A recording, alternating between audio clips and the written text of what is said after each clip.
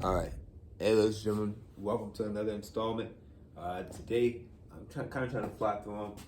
The lights are starting to change on me here, so I don't know if the glare is still being bad, but or maybe I cut the lights on by now, but maybe we'll see in the next couple of videos.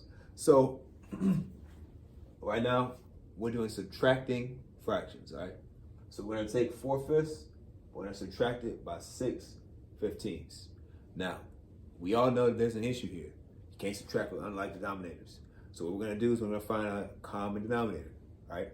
The more we do this, the better the practice is, the quicker this part will kind of go for you.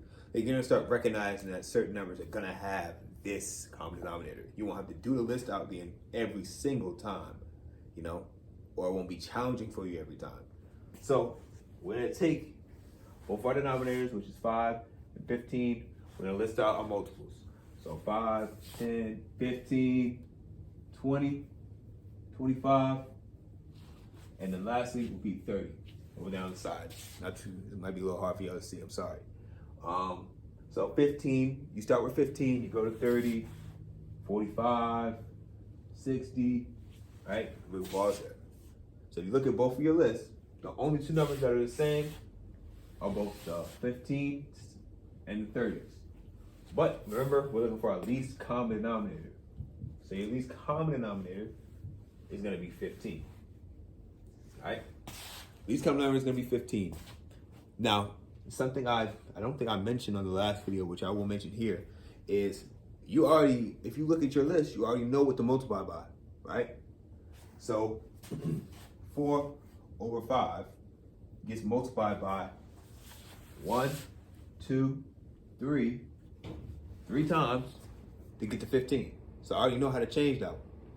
So I'm gonna take this 4/5 and I'm gonna multiply it by 3 over 3, and I'm gonna get 12 over 15.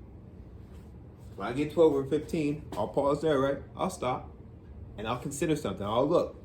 So if I look at my other fraction, does my other fraction already have the denominator I want? The answer is yes. It already has the denominator of 15. Therefore, I don't have to touch it. I'll leave it alone. So I'm gonna come back to my original problem. Recognize that 4/5 is my original number that's being subtracted from, right? So I want to take the difference of 4/5 and 6/15, right? So I'm gonna put the 12/15 in the 4/5 spot because that's what I just changed. So now my new equation is gonna be 12/15 minus 6/15, right?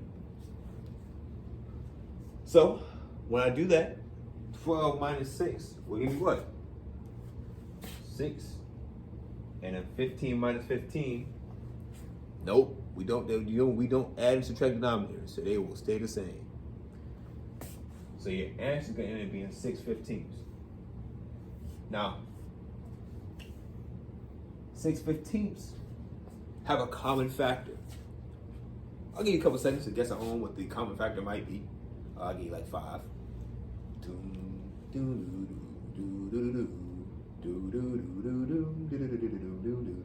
And so you got your time, right?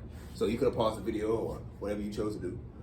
So what we're gonna do is we're gonna list it out, right? So your common factor is for 6. What do you multiply to get 6? 1, 2, 3, and 6. What do you multiply to get 15? 1, 3, 5, 15. Your common factor would have been 3. So remember from the simplifying video, what you're going to do is you're going to take that common factor and you're going to divide your fraction by that. So when I divide this by 3 over 3, 6 divided by 3 gives me 2. 15 divided by 3 gives me 5. And to answer your question, why do we do that? Why you gotta simplify? It's because, ladies and gentlemen, students, parents, everyone else, sometimes the answer won't be on there, right? You may have gotten 6/15, right? That's gonna be right. But what's gonna show up on the test, what's gonna show up on the benchmarks, all that kind of stuff, what's gonna show up going forward in the 6th grade and everything, they're gonna make you simplify it, right? So when you simplify it, it's gonna ask for 2/5, right? So if you was in a cookbook or something, and they said 6/15, would you rather be trying to figure out 6/15, or would you trying to figure out 2/5, right? So that's kind of why it's like that. I appreciate y'all for tuning in this video. I'll do one more modeling one and then mixed numbers, and then that'll be it for today, probably.